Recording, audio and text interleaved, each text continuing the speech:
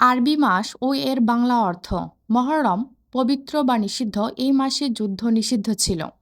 সফর ফাঁকা বা শূন্য, যুদ্ধে যাওয়ার জন্য ম্যাক্সিমাম বাড়িঘর ফাঁকা থাকত। রবিউল আওয়াল প্রথম বসন্ত, রবিউল সানি দ্বিতীয় বসন্ত। জুমাদান উলা প্রথম শুষ্ক মৌসুম, জুমাদা সানিয়া দ্বিতীয় শুষ্ক মৌসুম। রজব সম্মানিত, এই মাসে যুদ্ধ নিষিদ্ধ ছিল। সাবান ছড়িয়ে পড়া, সবাই হজের প্রস্তুতির জন্য ছড়িয়ে পড়ত। রমজান প্রচণ্ড গরম বা দহন, এই মাসে মানুষ রোজা রাখত।